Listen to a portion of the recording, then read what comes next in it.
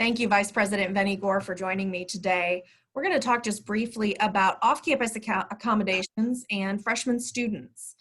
So, Vennie, a lot of parents and students are thinking about off-campus accommodations for this fall and spring as they try and figure out what their educational experience will look like.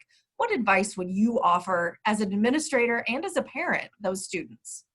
So I will share with families what I would share at parent orientation.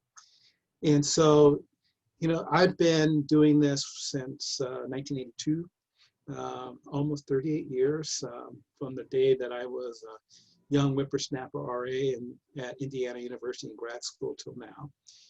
And the first year hasn't really changed in terms of student experience.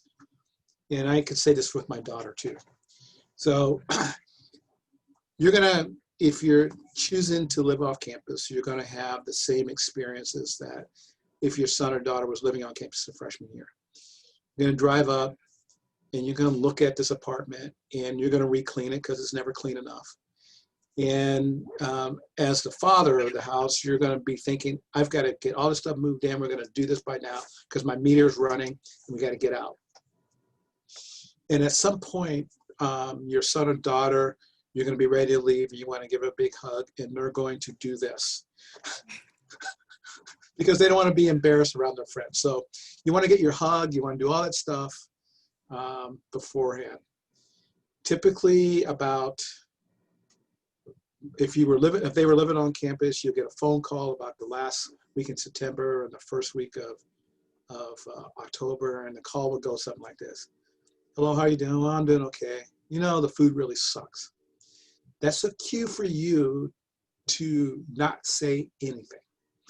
Because what that really means is, I'm feeling a little stressed because at this point in the semester, I may be feeling lonely, I may be homesick, I may have all these other things that are going on in my life. Then the next thing that will happen in the semester will be Thanksgiving. And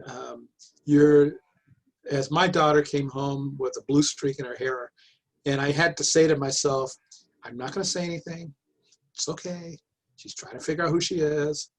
But these are normal sort of transitions that happen year in and year out. The difference, I think, for your son or daughter this year is that there's not going to be an RA down the floor that they can sit there and help.